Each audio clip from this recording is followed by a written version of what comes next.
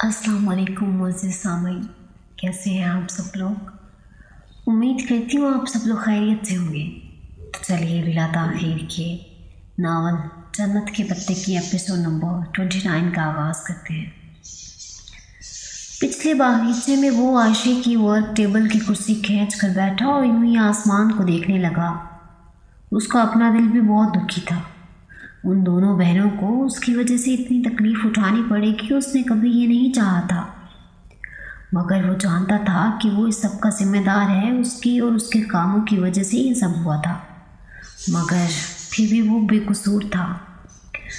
बहारे से सख्ती और सर्द महरी से बात करके उसने अपने तक उनकी रवानगी आसान बनाने की कोशिश की थी। शायद यूँ करने से बहारे उससे मोहब्बत करना छोड़ दे और फिर जल्द ही उसे भूल जाए। ये सब आसान नहीं होगा, मगर आयशे उसे संभाल लेगी। वो अपने कमरे की खिड़की से उस बागीचे में बैठे देखकर आयशे ने बेख्तियार सोचा था कि बहारे को तो वो संभाल लेगी, मगर खुद को कैसे संभालेगी। चंद माह कबल उसकी और अब्दुल रहमान की शदीद लड़ाई के बाद उसे इल्म हो गया था कि जल्द या बदेर वो अब्दुल रहमान से अलग हो जाएंगी। वो उनका भी नहीं था और वो उनके लिए बना ही नहीं था। वो एक गैर फितरी ज़िंदगी गुजार रहे थे, मगर अब वो फितरी तरीके से वापस आ जाएंगे। दादा, चचा, छोटी बहन, आयशे के 3 साथी, फैमिली मेम्बर्स, असल ज़िंदगी, हकीकी घर, मुकम्मल फैमिली। उसने उंगली की नोक से आँख का भीगा गोशा साफ़ किया और अलमारी की तरफ बढ़ गई। आने सुबह से तैयारी में लगी थी। वो बहुत खुश थी, सो उसे भी अब तैयारी मुकम्मल कर लेनी चाहिए। रही मोहब्बत तो वो अच्छी लड़कियों को भी हो जाती है, लेकिन जब उन्हें ये पता चल जाए कि वो मोहब्बत उन्हें नहीं मिल सकती तो वो खामोश रहती हैं। अच्छी लड़कियां खामोश ही अच्छी लगती हैं। दुखी दिल के साथ उसने दराज से अपनी कीमती चीज़ें निकालनी शुरू की। वो उन सबको एक ज्वेलरी बॉक्स में डाल रही थी। सबसे ऊपर उसने अपनी उंगली में अंगूठी उतार कर रखी। ये उसे अब्दुल रहमान ने उसकी सालगिरह पे तोहफे में दी थी और वो उसे कभी नहीं उतारती थी। जो अब उसने अब्दुल रहमान को अपनी सालगिरह पे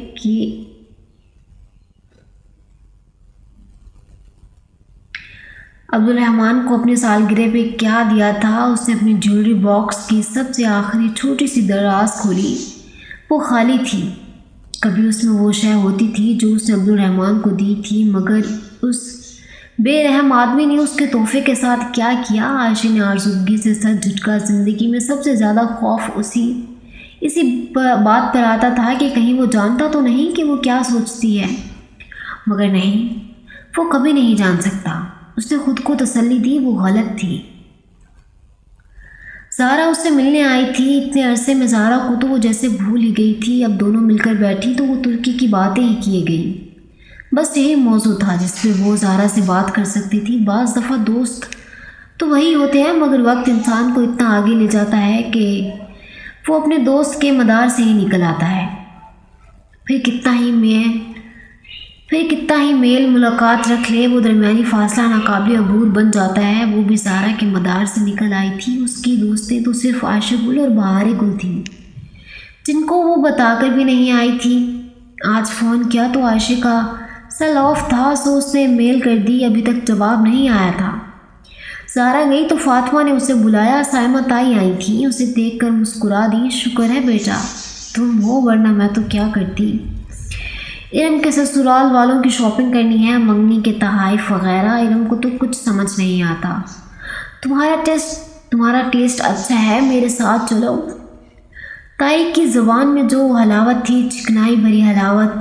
आयशे, बहारे, हाले, मोतसिम, डीजे, ये लोग इस चिकनाई से कितने दूर थे ना।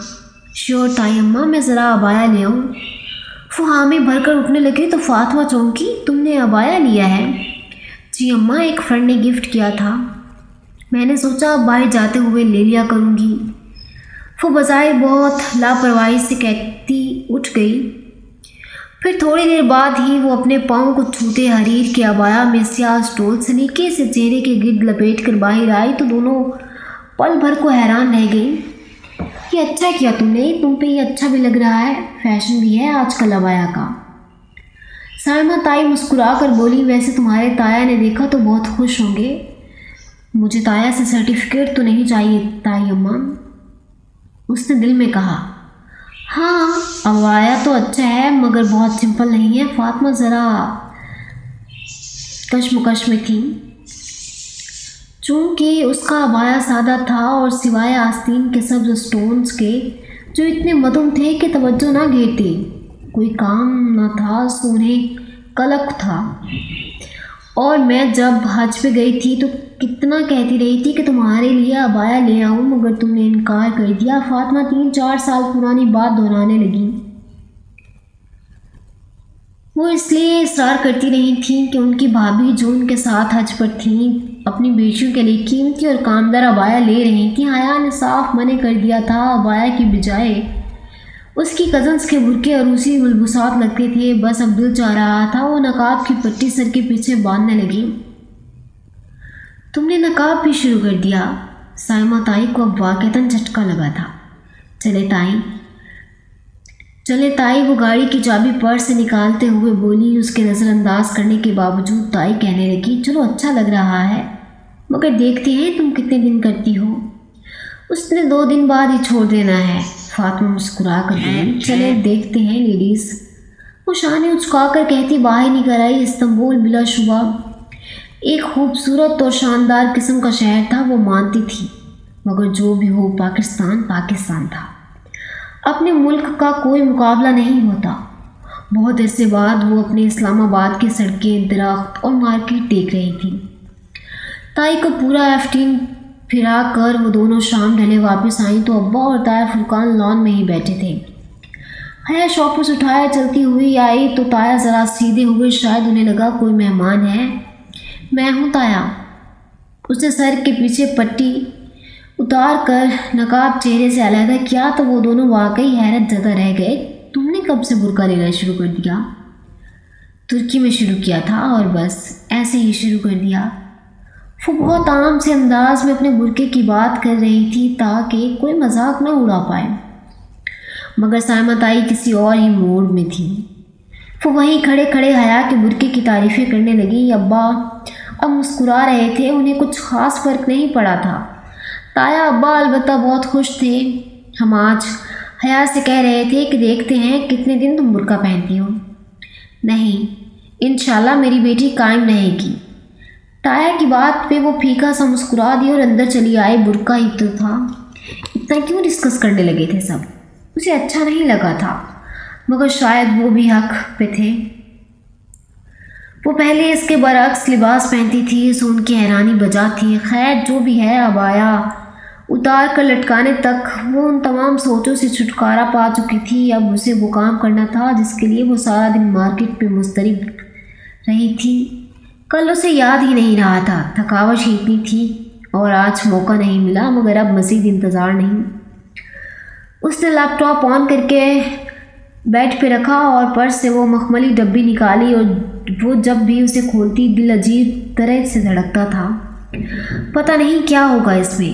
اس نے فلیش ڈرائیو کا پلگ لیپ ٹاپ میں لگایا، روشن اسکرین پہ ایک چوکھٹا ابھرا، پھر اس پہ ایک مختصر سا پیغام تھا جس کا لب لبابہ یہ تھا کہ اس فائل پہ پاس ورڈ تھا، اور پاس ورڈ درج کرنے کے لیے ایک ہی کوشش کی جا سکتی تھی۔ صحیح پاس ورڈ درج کیا تو فائل کھل جائے گی، غلط کیا تو فائل خود بخود ختم ہو جائے گی، یعنی وہ کبھی نہیں جان سکے گی کہ اس میں کیا ہے۔ پیغام چند لمحوں بعد غائب ہو گیا۔ بس اسکرین پہ ایک خالی چوکٹا چمک رہا تھا جس میں 8 خانے بنے تھے، کسی 8 حرفی لفظ کے لیے یا کسی 8 ہندسوں کی عدد کے لیے۔ ایک تلخ مسکراہٹ اس کے لبوں پہ ابھری۔ اسے ایک نئی پہیلی دیکھ کر بالکل بھی غصہ نہیں چڑھا تھا۔ میجر احمد نے اسے چیلنج کیا تھا اور اسے اب یہ چیلنج جیت کر دکھانا تھا۔ کہیں نہ کہیں سے اسے اس کا پاس ورڈ مل ہی جائے گا اور پھر وہ اسے کھول لے گی۔ اس نے فائل کو آگے پیچھے ہر طرح سے کھولنے کی کوشش کی، مگر اس کا پروگرام خاصا پیچیدہ تھا۔ اسے کچھ سمجھ میں نہیں آیا۔ ویسے یہ عجیب بات تھی کہ اس دفعہ احمد نے پہلی نہیں دی تھی۔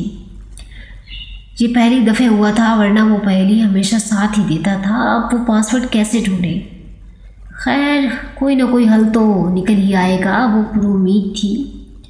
ترکی سے واپس آنے تک کے بعد آج اس نے فون آن کیا تھا، اپنی پرانی سم وہ نکلوا چکی تھی، ابھی 2 گھنٹے ہی گزرے تھے کہ فون بجنے لگا۔ وہ جو لیپ ٹاپ پہ اپنی اور ڈی جے کی تصاویر دیکھ رہی تھی، چونک کر سیدھی ہوئی جلتی بجھتی اسکرین پر چمکتے الفاظ کو دیکھ کر ایک گہری سانس اس کے لبوں سے آزاد ہوئی۔ خبر مل گئی آپ کو میجر احمد؟ فون کان سے لگاتے ہوئے بولی۔ مل تو گئی مگر میں کافی حیران رہ گیا، آپ واپس کیوں آ گئیں؟ وہی نرمی، دھیما شائستہ انداز، وہ جیسے اس کے انداز پہ مسکرایا تھا۔ حیرت ہے آپ کو پہلی دفعہ پوری بات کا علم نہیں ہوا، لگتا ہے آپ بہت غصے میں ہیں، کیا ہوا ہے؟ پتہ نہیں، وہ بے حد بیزاری سے بولی۔ پہلی بار اسے شدید احساس ہوا تھا کہ وہ میجر احمد سے مزید بات نہیں کرنا چاہتی۔ آپ کی آواز کافی بوجھل لگ رہی ہے، اداس بھی ہیں اور پریشان بھی۔ اگر آپ وجہ نہیں بتائیں گی تو میں اصرار نہیں کروں گا، بس اتنا بتائیں آپ ٹھیک تو ہیں؟ وہی فکر مند انداز، وہ کیوں کرتا تھا اس کی اتنی فکر؟ جی میں ٹھیک ہوں اور کچھ نہیں ہوا مجھے۔ اگر اسے نہیں معلوم تھا تو وہ خود اپنے شوہر کی کسی کمزوری سے اسے آگاہ نہیں کرے گی، اور بتاتی بھی تو کیا کہ اس نے عبدالرحمن کے ساتھ دیکھا ہے جہان کو، اور وہ ان کی باتیں، ان ساری باتوں کو از سر نو یاد کرتے ہوئے وہ ٹھہر سی گئی۔ عبدالرحمن نے اسے ٹیکسٹ کر کے بلایا تھا۔ جب وہ پینٹری کی کھڑکی کے قریب پہنچی تو اسے وہاں سے پاشا کا چہرہ سامنے دکھائی دے رہا تھا۔ ہو سکتا ہے اس نے اسے آتے دیکھ لیا ہو سکتا ہے وہ جان بوجھ کر وہ سب کہہ رہا ہو تاکہ وہ بددل ہو جائے اور جہان کو چھوڑ دے، ہو سکتا ہے اس نے حیا کو سیٹ اپ کیا ہو۔ آخر اس نے جہان کی طرف کی کہانی تو نہیں سنی تھی، ابھی پورا مہینہ حائل تھا اس کے اور جہان کی ملاقات میں، تب تک وہ حیا چونکی، وہ چونکی اور پھر سر جھٹکا۔ یہ جو آپ کی فلیش ڈرائیو پہ پاسورڈ ہے، اسے کھول کر کوئی اور پزل بھی نکلے گا کیا؟ نہیں، یہ آخری لاک ہے، پھر میری امانت آپ دیکھ لیں گی۔ اور اس کا پاسورڈ کیا ہے؟ وہ آپ جیسے ذہین خاتون کو چند منٹ میں ہی مل جائے گا۔ اچھا آپ طنز کر رہے ہیں؟ وہ بے اختیار ہنسی۔ نہیں سچ کہہ رہا ہوں، بہت ہی آسان ہے، مجھے یقین ہے کہ آپ میرے پزل کا آخری ٹکڑا ابھی جوڑ لیں گی۔ ٹھیک ہے، اگر مجھے مزید آپ کی ضرورت نہیں ہے تو پھر آئندہ مجھے کال مت کیجیے گا، میں مزید آپ سے کوئی تعلق نہیں رکھنا چاہتی۔ اس کا لہجہ بہت خشک ہو گیا تھا، چند ثانیے وہ کچھ کہہ نہیں پایا۔ مگر آپ کے شوہر کو تو علم ہے، پھر مجھے آپ کو کچھ بتانا ہے حیا۔ اس کی آواز میں دکھ سا تھا۔ میں بغیر کسی ضرورت کے آپ سے بات نہیں کرنا چاہتی اور اب مجھے ضرورت نہیں رہی، اس لیے آئندہ میں آپ کی کال اٹینڈ نہیں کروں گی، خدا حافظ۔ کسی لمبی بحث سے بچنے کے لیے اس نے از خود کال بند کر دی۔ احمد نے تو فوراً دوبارہ کال کی، اس نے نہیں اٹھائی۔ اب اسے احمد کی مزید کال نہیں اٹھانی تھی۔ کل کو کوئی اونچ نیچ ہوئی تو سب سے پہلے اس کا حجاب بدنام ہوگا۔ وہ جانتی تھی کہ اب اسے بہت محتاط رہنے کی ضرورت ہے۔ اس نے موبائل تکیے پہ ڈال دیا۔ احمد سے قطع تعلق کر کے اسے کوئی افسوس ہوا تھا؟ اسے کوئی افسوس نہیں ہوا تھا، وہ اس کے لیے کبھی بھی کچھ بھی نہیں رہا تھا، وہ مطمئن تھی۔ اس شام وہ کچن میں کھڑی سلاد تیار کر رہی تھی، فاطمہ بھی ساتھ ہی کام میں مصروف تھی، نور بانو برتن دھو رہی تھی، ابا لاؤنج میں ٹی وی کے سامنے بیٹھے اخبار پڑھ رہے تھے۔ وہ ذرا بلند آواز میں ان تینوں افراد کی مصروفیت سے بے نیاز ان کو ترکی کی باتیں سنا رہی تھی۔ جب اپنے اندر کی اداسی، جہان کی خاموشی اور یادوں سے تنگ آ جاتی تو اسے اسی طرح بولنے لگ جاتی تھی، اور آج کل تو اس کی ہر بات ترکی سے شروع ہو کر ترکی پہ ہی ختم ہوتی تھی۔ سفر نامہ استنبول بھی وہ موضوع تھا جس پہ گھر والے اب بور ہو چکے تھے، مگر وہاں پرواہ کسی تھی؟ اپنے گھر میں یہ سہولت تھی کہ کوئی مرد ملازم نہ تھا۔ تایا فرقان کا کوک سفر بہت ہی کم ادھر آیا کرتا تھا، اس کا خاندان ویسے بھی روایتی تھا۔ تایا کی تربیت تھی کہ روحیل نہیں ہے تو ان کے بیٹوں کو ادھر نہیں آنا، اور خود بھی بہت کم سوائے کسی کام کے ادھر نہیں آتے تھے، سو وہ اپنے گھر میں آزادی سے گھوم پھر سکتی تھی۔ پتہ ہے نور بانو، وہاں ٹاپ کپی پیلس کے پیچھے والے ریسٹورنٹ میں کیا ملتا تھا؟ अब नूर बानो के तो फरिश्तों को भी पता नहीं था कि टॉप कपी पैलेस किस जगह का नाम है।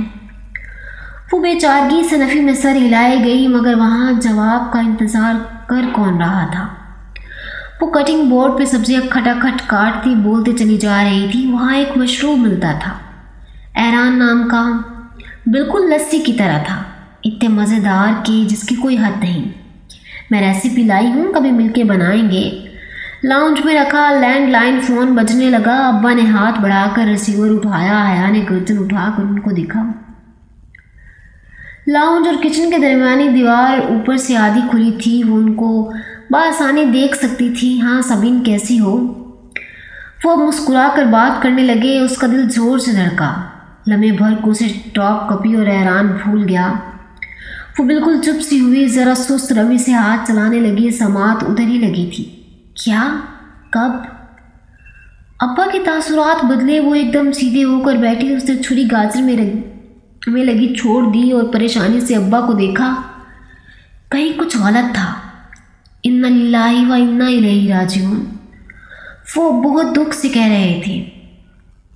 फातिमा भी जैसे घबरा कर बाहर आ गई। तब तक अब्बा फ़ोन रख चुके थे। क्या हुआ? फातिमा परेशानी से पूछ रही थी। हया उसी तरह मुजस्मा बने खड़ी सांस रोके उनको देख रही थी।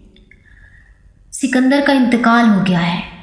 उनके अल्फाज ने पूरे लाउंज को सकते में डाल दिया। मलाल भरे सकते, हैरत, शौक, दुख, वो मिली जुली कैफियत में घिरी खड़ी थी। वो लोग 2-1 रोज़ में बॉडी लेकर आ रहे हैं। मैं फुरकान भाई को बता दूँ, अब्बा तासुब से कहते। फ़ोन उठाकर नंबर मिलाने लगे। एक लम्हा, बस एक लम्हा इंसान से उसकी शनाख्त छीन कर उसे बॉडी बना देता है। उसके अंदर कहीं बहुत से आंसू गिरे थे। बेख्तियार उसे डीजे याद आई थी। सुलेमान साहब के बंगले पे फौतगी वाले घर की सौगवारियत छाई थी।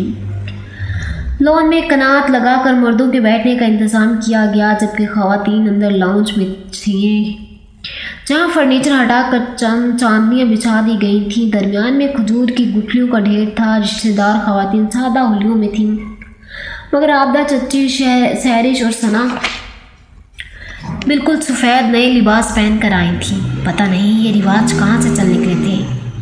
उसने अलबत्ता चॉकलेटी रंगी कमीज़ चूड़ीदार पजामे के साथ पहन रखी थी। हमरंग दुपट्टा ठीक से सर पे लिए, गुठलियाँ पड़ते वो लाशऊरी तौर पे ऐसी जगह पे बैठी थी जहाँ से खिड़की के बाहर लॉन साफ नज़र आता था, मगर बाहर वालों को अंदर नहीं नज़र आता था कि दोपहर का वक्त था और खिड़कियों के शीशे बाहर से रिफ्लेक्ट करते थे। लॉन में ख़ानदान के मर्द बैठे थे। अब्बा, ताया और कुछ कज़न्स अलबत्ता नहीं थे। वो लोग पप्पू और मैयत को लेने एयरपोर्ट गए थे। आज 3 रोज़ बाद सिकंदर अंकल की बॉडी क्लियरेंस हासिल करके अपने मुल्क लाई जा रही थी, और वो सिर्फ ये सोच रही थी कि जहान का सामना कैसे करेगी। खैर, खौफत उसे होनी चाहिए, ना कि हया को। वही कसूरवार था, वही पाशा का साथी था, और इतनी तो वो मजबूत थी कि उसे अपने तासुरात चेहरे पर नहीं आने देगी। जो भी होगा देखा जाएगा। उसके बावजूद जब बाहर शोर सा मचा, वो लोग पहुंच गए तो उसका दिल इतनी ज़ोर से धड़कने लगा कि वो खुद हैरत ज़दा रह गई। इतने बरस बाद पप्पू आई थी, वो भी ताबूत के साथ। लाउंज के दरवाजे पे ख़वातीन उनसे मिलते हुए रो रही थीं। ऊंचा बेन, बुलंद सिसकियाँ। वो दूर दराज के रिश्तेदार औरतें जो हर शादी में सबकी तरफ से गाती और हर फौतगी में सबकी तरफ से रोती थी, सबसे आगे थी। फुप्पो बहुत नढाल लग रही थी। भीगी आंखों के साथ फातिमा से मिल रही थी। वो सब वहीं खड़े हो चुके थे। लड़के ताबूत अंदर ला रहे थे। हया ज़रा एक तरफ हो गई और दुपट्टे का पल्लू ज़रा तिरछा करके चेहरे पे डाल के हाथ से पकड़ लिया। दुपट्टा पेशानी से काफ़ी आगे था। यूँ तिरछा करके डालने से गाल, होंठ, नाक सब छुप गया था। ये उसका गैर महसूस सा नकाब था। अब अगर वो नकाब करती ही थी तो मुनाफकत कैसी के बाहर के मर्दों से करे और कज़न से ना करे। एक फ़ैसला किया था तो उसे सही से निभाए भी। मर्द बाहर चले गए तो वो आगे बढ़कर पुप्पो के गले लगी। हया, तुम कहाँ चली गई थी? जान बहुत अपसेट था।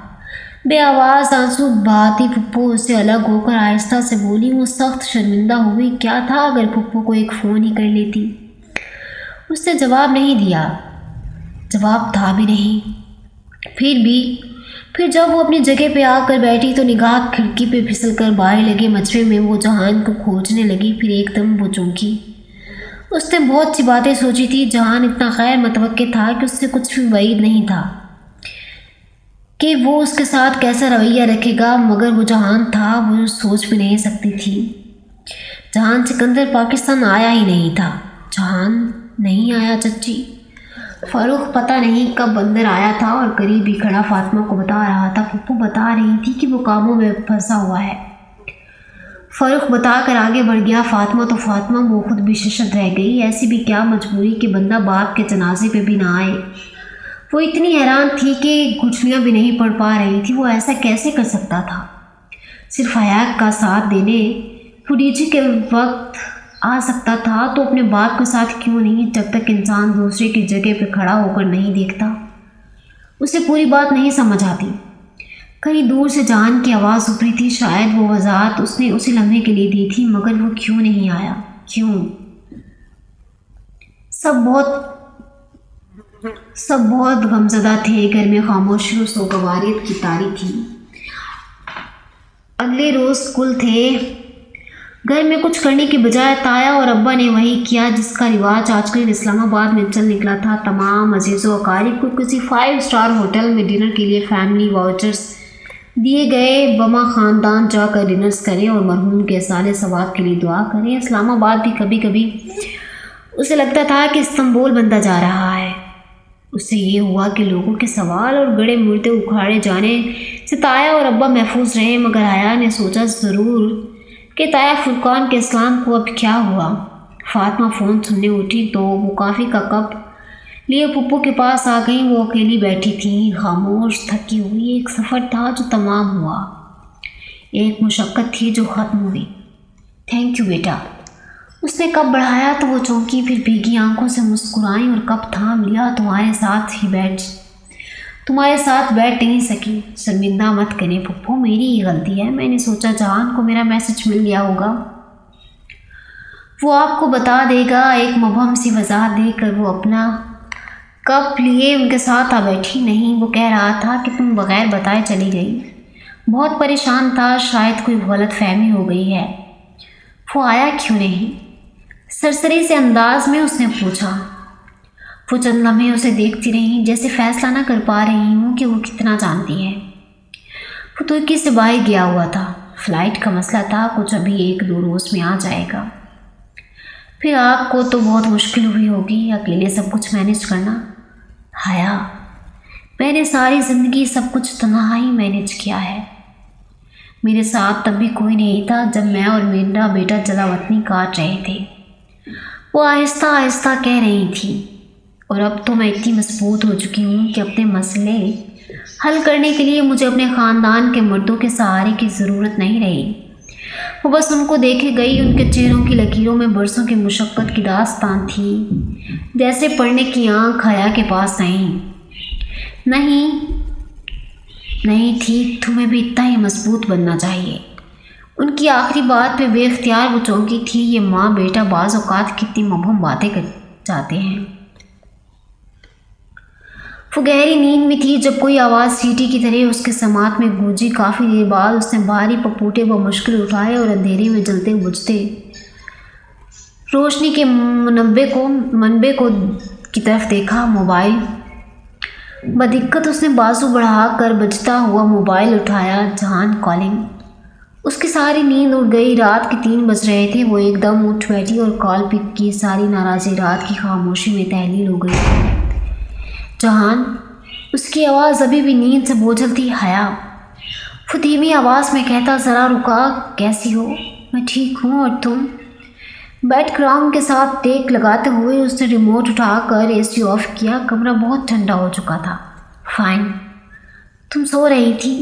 हाँ, उस वक्त मैं फ़ुटबॉल तो खेलने से रही। उसने सोचा मम्मी सो रही हैं, जाहिर है उठाऊँ उन्हें। नहीं, उनको डिस्टर्ब नहीं करना चाहता। मामू हैं या ड्राइवर? वो जैसे सोच के बोल रहा था। नहीं, अब्बा और अम्मा शाम में लाहौर गए, कोई फौत की हुई थी, सुबह ही आ जाएंगे। क्यों? वो एकदम चौंकी। تم کہاں ہو؟ میں ایئرپورٹ پہ ہوں اور مجھے تمہارے گھر کا راستہ معلوم نہیں ہے، تم مجھے لینے آ سکتی ہو؟ او ہاں، تم رکو، میں آ رہی ہوں۔ وہ لحاف پھینک کر تیزی سے بستر سے اتری، منہ دھو کر عبایا پہن کر وہ چابی لیے خاموشی سے باہر نکل آئی۔ ڈرائیور ابا کے ساتھ کیا تھا، ویسے بھی وہ پارٹ ٹائم تھا، ایسے میں وہ خود جائے، اس کے علاوہ کوئی دوسرا حل نہیں تھا۔ اسلام آباد کی خوبصورت صاف ستھری سڑکیں خالی پڑی تھیں، ابھی رات باقی تھی۔ اسٹریٹ پولس کی زرد روشنی سڑک کو جگمگا رہی تھی۔ ایئرپورٹ پہ پہنچ کر اس نے جہان کو کال کر کے آنے کا پیغام دیا۔ اس کا ترکی کا نمبر رومنگ پہ تھا۔ السلام علیکم۔ چند ہی منٹ بعد وہ دروازہ کھول کر فرنٹ سیٹ پہ بیٹھا، ایک چمڑے کا بھورا دستی بیگ اپنے قدموں میں رکھا اور سیٹ بیلٹ پہننے لگا۔ وعلیکم السلام۔ اس نے چابی گھماتے ہوئے حیا نے ذرا نگاہ پھیر کر اسے دیکھا۔ وہ سیاہ پینٹ پہ آدھے آستین والی گرے ٹی شرٹ پہنے ہوئے تھا، وہیں ماتھے پہ گرتے ذرا بکھرے بال۔ ایئرپورٹ کی بتیاں اندھیرے میں اس کے چہرے کو نیم روشن کیے ہوئی تھی۔ وہ اسے پہلے سے ذرا کمزور لگا تھا۔ اسے ترکی سے آئے 1.5 ہفتہ بھی نہیں ہوا تھا، مگر پھر بھی فرق واضح تھا۔ کار سڑک پہ رواں دواں تھی، دونوں خاموش تھے۔ آخری ملاقات کا بوجھل پل اور تناؤ ابھی بھی درمیان میں حائل تھا۔ ممی اٹھی تو نہیں؟ نہیں۔ وہ ذرا دیر کو رکی۔ تم آئی کیوں نہیں؟ سب پوچھ رہے تھے۔ مصروف تھا۔ وہ گردن ذرا ترچھی کیے باہی ویران اندھیری سڑک کو دیکھ رہا تھا۔ وہ خاموش ہو گئی۔ کہنے کو جیسے کچھ نہیں تھا۔ کیا تم مجھے پہلے قبرستان لے جا سکتی ہو؟ حیا نے سر ہلا دیا۔ قبرستان گھر سے زیادہ دور نہ تھا، جلدی ہی وہ پہنچ گئے۔ باہر نیلا سا اندھیرا چھایا تھا، سوالیہ نشان کی صورت بنے 7 بہن بھائی ستارے آسمان پہ چمک رہے تھے۔ پھپھا کی قبر آپ کے دادا کی قبر کے ساتھ ہی ہے، حیا نے اسے بتا دیا۔ احاطے میں جہان کے والد اور دادا کی قبریں داخلی دروازے کے ساتھ ہی تھیں۔ ایک درخت اس کے دادا کی قبر پہ سایہ کر رہا تھا۔ وہ سینے پہ بازو لپیٹے قبرستان کے داخلے دروازے پہ ہی کھڑی ہو گئی۔ یہاں سے وہ جہان کو بآسانی دیکھ سکتی تھی۔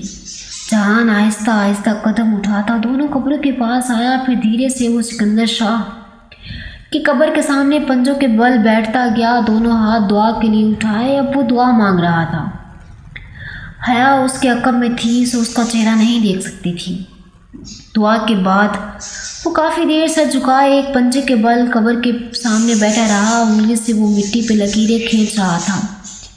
پھر جب وہ اٹھا تو حیا جانے کے لیے پلٹ گئی۔ گھر آ کر وہ اندر داخل ہوا تو حیا نے آہستگی سے لاؤنج کا دروازہ بند کیا اور 2 انگلیوں سے نقاب نیچے کھینچتے ہوئے اتارا۔ تم آرام کر لو، میں اوپر کمرہ دکھاتی ہوں، وہ اجنبی سے انداز میں کہتی سیڑھیاں چڑھنے لگی۔ جان خاموشی سے اس کے پیچھے اوپر آیا، دستی بیگ ہاتھ سے پکڑ کر کندھے پہ ڈال رکھا تھا۔ حیا دروازہ کھول کر ایک طرف کھڑی ہو گئی۔ صاف ستھرا سا گیسٹ روم۔ کچھ کھاؤ گے؟ اس نے چوکھٹ پہ کھڑے کسی رسمی میزبان کے لہجے میں پوچھا۔ جہان نے بیگ بیڈ پہ رکھا اور ساتھ ہی بیٹھا۔ بس 1 کپ چائے، میرے سر میں درد ہے۔ وہ جھک کر جوگرس کے تسمے کھول رہا تھا۔ وہ الٹے قدموں واپس پلٹی، چند منٹ بعد جلدی چائے بنا کر لائی۔ وہ بیڈ پہ نیم دراز آنکھوں پہ بازو رکھے ہوئے تھا۔ چائے اس نے کپ سائڈ ٹیبل پہ رکھا اور وہ ہلا تک نہیں۔ جہان، مگر وہ سو چکا تھا۔ حیا کی نگاہیں اس کے پاؤں پہ پھسلے جوگرس کے تسمے کھول چکا تھا، مگر اتارے نہیں۔ پتہ نہیں کیوں اسے اس پہ ترس آیا تھا۔ شاید وہ تھکا ہوا تھا، شاید بیمار تھا۔ اس نے اے سی آن کیا اور دروازہ بند کر کے باہر آ گئی۔ صبح وہ دیر سے اٹھی، لاؤنج میں آئی تو فاطمہ اور پھپھو چائے پی رہی تھی۔ 11 بج چکے تھے۔ نور بانو میرا ناشتہ۔ نور بانو کو پکار کر وہ ان کے پاس آ بیٹھی۔ فاطمہ لاہور والوں کا تذکرہ ہی کر رہی تھیں۔ آپ لوگ کب آئے؟ صبح 8 بجے پہنچ گئے تھے، تم سو رہی تھی، فاطمہ مسکرا کر کہنے لگی۔ اچھا۔ جہان اٹھ گیا۔ حیا کی نگاہیں سیڑھیوں کے اوپر سے پھیلی تو یوں ہی لبوں سے نکلا تو وہ دونوں ایک دم اسے دیکھنے لگی۔ جہان، اوہ! وہ ایک دم سیدھی ہوئی۔ وہ صبح پہنچ گیا تھا، اوپر کمرے میں ہے، آپ کو نہیں پتہ چلا؟ نہیں، وہ آ گیا۔ सबीन सिकंदर के चेहरे पे एकदम चमक सी उभरी, खुशगवार सी हैरत। वो बाप के जनाजे के तीसरे दिन पहुंच रहा था, मगर उधर कोई नाराज़ी नहीं थी। जी मैं देखती हूँ, वो खुद ही उठ आई। ऊपर उसके कमरे का दरवाज़ा खोला तो यख बस्ता हो चुका था। एसी तब का ऑन था। उसने जल्दी से एसी बंद किया और पंखा चला दिया। जहान उसी हालत में जूतों समेत लेटा था, आंखों पे बाजू रखे। वो शायद नींद में भी किसी को अपनी आंखें पढ़ने नहीं देता था। तपाई पे धरी चाय ठंडी और पुरानी हो चुकी थी। सोचा उठा ले, फिर ख्याल आया कि रहने दे, उसको पता तो चले कि वो उसके लिए चाय ले आई थी। वो दोपहर के खाने तक भी नहीं उठा। फुप्पो उसको डिस्टर्ब नहीं करना चाहती थी, सो उसके उठने का इंतज़ार कर रही थी। दोपहर में ज़ारा आ गई। मौसम अच्छा था, दोनों ने शॉपिंग प्लान कर ली। मगर जब वो अबाया पहनकर बाहर आई तो फिर से एक्शन रिप्ले शुरू हो गया। तुमने अबाया कब से लेना शुरू कर दिया? वही हैरत, सवाल, तफ्तीश, तशवीश। एक लंबा और जामे सा जवाब देखकर भी उसे लगा कि ज़ारा गैर मुतमईन है और गैर आरामदेह भी। शॉपिंग करते, जूते देखते, कपड़े निकलवाते, वो फिर आखिर में राहत बेकर्स के सामने पार्किंग लॉट में बैठे स्कोप का स्लश पीते हुए ज़ारा बार बार एक गैर आराम निगाह उस पर डाले जो पूरे एतमाद से अबाया और नकाब में बैठी स्लश पी रही थी। यार चेहरे से तो उतार दो ज़ारा, मेरा ना दम घुट रहा है ना ही मरने लगी हूँ। मैं बिल्कुल कंफर्टेबल हूँ, अगर तुम नहीं हो तो बताओ। वो एकदम बहुत संजीदगी से कहने लगी। वो हया सुलेमान थी। वो आयशे गुल की तरह हर बात नरमी से सह जाने वाली नहीं थी। जब वो अपने ज़माना जाहलियत के लिबास पे किसी को बोलने का मौका नहीं देती थी तो अब नकाब पे क्यों किसी को बोलने दे? सिर्फ हिजाबी लड़की सब्र क्यों करे? उसकी राय में बहुत ज़्यादा चुप रहने को भी कमज़ोरी समझा जाता था। नहीं नहीं, मैं तो तुम्हारे लिए कह रही थी। ज़ारा ज़रा बौखला गई। वो ज़रा झटक कर स्लश पीने लगी। बाहर पार्किंग लॉट में चंद माह पहले के मनाजिर अब भी रकम थे। डोली उसे सबसे पहले इसी जगह पे मिला था। मेजर अहमद यानी पिंकी से मिलकर जो उसे उलझन होती थी, वो पिंकी कैसे बना, अब वो ख़त्म हो गई थी। वो तो उसकी जॉब का हिस्सा था। पता नहीं वो बात पहले क्यों नहीं समझ सकी। वो वापस आई तो दिल ज़रा बोझल था। ज़ारा और उसका मदार अब मुख्तलिफ हो गया था। पता नहीं डीजे अगर होती तो कैसा रद्द-ए-अमल देती। अब अजनबी का टैग जो पेशानी पर लग गया था। लाउंज में सब बड़े बैठे थे, ताया, ताई, अब्बा, अम्मा, फुप्पो, और सामने एक सोफे पे संजीदा सा बैठा जहान। वही सुबह वाले कपड़े मगर बाल गिले थे। अभी अभी फ्रेश होकर नीचे आया था। वो सलाम करके अपने कमरे की तरफ बढ़ गई। दरवाजे पे पहुंचकर उसे लगा वो उसे देख रहा है। उसने बेख्तियार पलट कर देखा। जहान ताया फुरकान की तरफ मतवज्जे था। वो उसे नहीं देख रहा था। वो सर झटक कर अंदर आ गई। वो दोबारा उसकी जहान से मुलाकात रात के खाने पे हुई।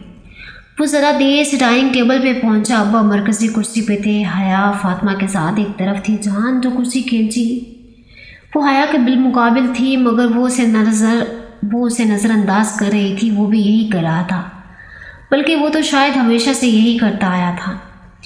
कितनी छुट्टी है तुम्हारी? अब्बा खाने के दौरान पूछने लगे। वो सर झुकाए कांटे से सलाद का टुकड़ा उठाते हुए बोला, कुछ कंफर्म नहीं है। छुट्टी कैसी? अपना रेस्टोरेंट है इसका, बल्कि पाशा का। उसने तलखी से सोचा। 1-1.5 हफ्ता तो हूँ, फिर शायद चला जाओ। मम्मी को यहीं अपार्टमेंट ले दूँगा। हया ने चौंक कर सर उठाया। फुप्पो आप अब यहीं रहेंगी? उसके चेहरे पे खुशगवार सी हैरत उमड़ आई थी। सबीन फुप्पो ने हल्की से मुस्कुराहट के साथ अस्बात में सर हिला दिया। सिर्फ सिकंदर के लिए वहाँ थी, अब उधर रहने का जवाज़ नहीं है। तो जहान आप भी यहीं शिफ्ट हो जाओ। फातिमा ने ज़रा दबे दबे से जोश से कहते हुए एक नज़र सुलेमान साहब की तरफ देखा। वो भी ज़रा उम्मीद से जहान को देखने लगे। वही बेटी को अपने करीब रखने की ख्वाहिश। और अपार्टमेंट की क्या ज़रूरत है, यही घर है सबीन का। जहान हल्का सा मुस्कुराया। वो पूरे दिन में पहली दफ़े मुस्कुराया था। रहने दे मामी, मेरे नसीब में पाकिस्तान में रहना लिखा ही नहीं। उसकी आवाज़ में कुछ था कि हया हाथ रोककर उसे देखने लगी। वो सर झुकाए खाना खा रहा था, मगर चेहरे पे वही मुस्कुराहट, वही चमक थी जो वो कभी कभी उसके चेहरे पे देखा करती थी। خاص موقعوں پہ، خاص باتوں پہ۔ خیر، کبھی وہ اس کی وجہ بھی جان لے گی۔ وہ دھیرے سے سر جھٹک کر کھانا کھانے لگی۔